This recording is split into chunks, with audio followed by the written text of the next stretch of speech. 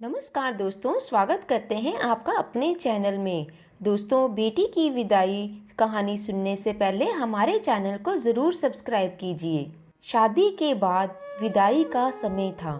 सोमिया अपनी माँ से मिलने के बाद अपने पिता से लिपट कर रो रही थी। सोमिया को ऐसे रोते देख वहाँ पर मौजूद सभी लोगों की आंखें नम थी। फिर सोमिया अपनी छोटी बहन के साथ सजाई गई गाड़ी के पास जा रही थी। दूल्हा कुणाल अपने खास मित्र विवेक के साथ बातें कर रहा था। विवेक बोलता है, यार कुणाल, सबसे पहले घर पहुंचते ही किसी होटल में जाकर बढ़िया खाना खाएंगे। यहाँ तेरे ससुराल में खाने का मज़ा ही नहीं आया।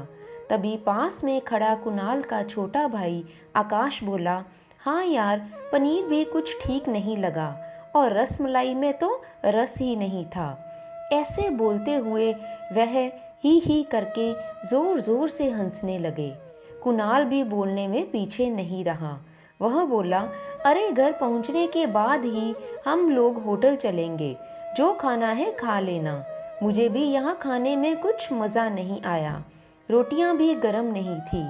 अपने पति के मुंह से यह शब्द सुनते ही सोमिया, जो गाड़ी में बैठने ही जा रही थी, वापस मुड़ी और भागकर अपने पिताजी के पास गई।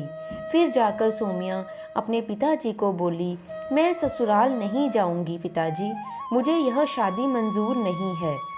यह शब्द उसने इतनी जोर से बोले कि सब लोग हक्के बक्के रह गए।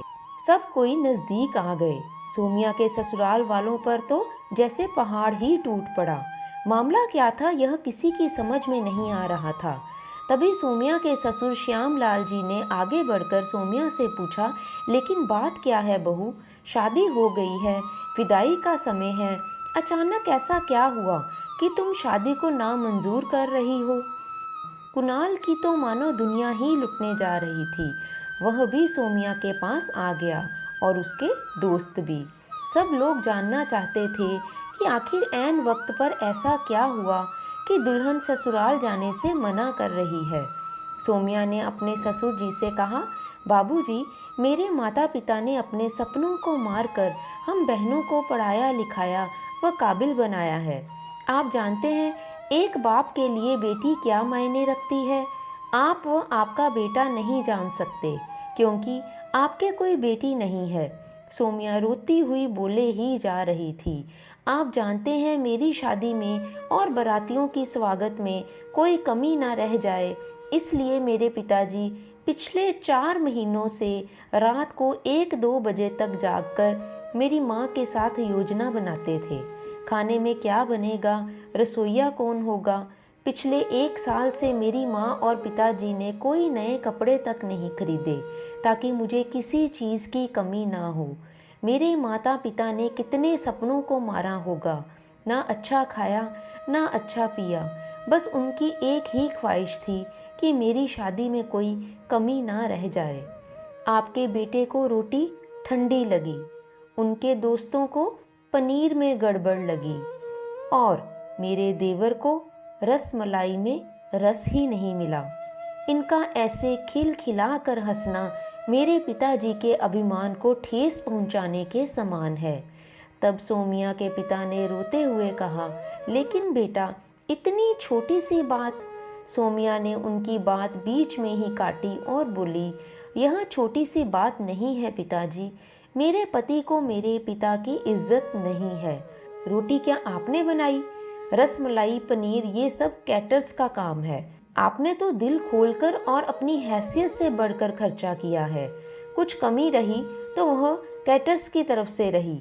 आप तो अपने दिल का टुकड़ा अपनी गुड़िया रानी को विदा कर रहे हैं।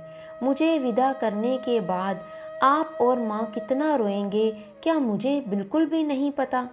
जो लोग पत्नी या बहू लेने आए हैं, वह खाने में कमियां निकाल रहे हैं। मुझ में कोई कमी आपने नहीं रखी। यह बात इनकी समझ में क्यों नहीं आ रही। सोमिया के पिता ने सोमिया के सिर पर हाथ फेरा और बोले, अरे पगली, तू बात का बतंगड़ क्यों बना रही है। तुझे मेरी कसम, अब शांत हो जा। मुझे तुझ पर गर्व है कि तू मेरी बेटी है, लेकिन बेटा, इन्हें माफ़ कर दो। तभी कुणाल ने आकर सोमिया के पिताजी के हाथ पकड़कर बोला, मुझे माफ़ कर दीजिए बाबूजी, मुझसे गलती हो गई। ऐसा बोलकर वो रो पड़ा। तभी श्यामलाल जी ने आगे बढ़कर सोमिया के सिर पर हाथ रखा और बोला, मैं तो बहू लेने आया था, लेकिन ईश्वर ने तो मुझे बेटी ही दे दी और बेटी की अहमियत भी समझा दी। मुझे ईश्वर ने बेटी नहीं दी, शायद इसलिए क्योंकि तुम्हारे जैसी बेटी मेरे नसीब में थी। बेटा, अब इन नालायकों को माफ़ कर दो, मैं तेरे सामने हाथ जोड़ता हूँ। ऐसा बोलकर श्यामलाल जी ने सचमुच हाथ जोड़ दिए और सोमिया के सामने अपना सिर झुका दिया। सोमिया ने अपने ससुर जी के हाथ पकड़ लिए और बोली, बाबूजी। तब श्यामलाल जी ने कहा, बाबूजी नहीं, पिताजी कहो। तब सोमिया भावुक होकर अपने ससुर जी से लिपट गई। यह सब देखकर सोमिया की माँ और पिताजी भी बहुत खुश हुए। सोमिया अब राजी खुशी अपने ससुराल चली गई।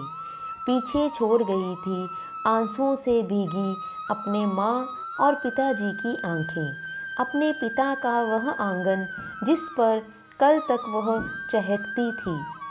तो दोस्तों, इस कहानी से हमें यही शिक्षा मिलती है कि कभी भी किसी शादी में जाएं तो खाना चाहे कैसा भी क्यों ना बना हो, लेकिन उसमें हमें कमियां नहीं निकालनी चाहिए, क्योंकि उस खाने में एक पिता की मेहनत और उसके अरमान छिपे होते हैं।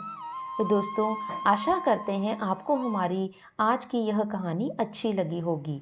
अच्छी लगी है तो लाइक और शेयर ज़रूर कीजिए और यदि चैनल पर नए हैं तो कृपया सब्सक्राइब करते जाएं, ताकि अगली बार जब आपको नई कहानी मिले तो आप उसका आनंद उठा सकें। बेल आइकन को भी प्रेस कर दीजिए। धन्यवाद।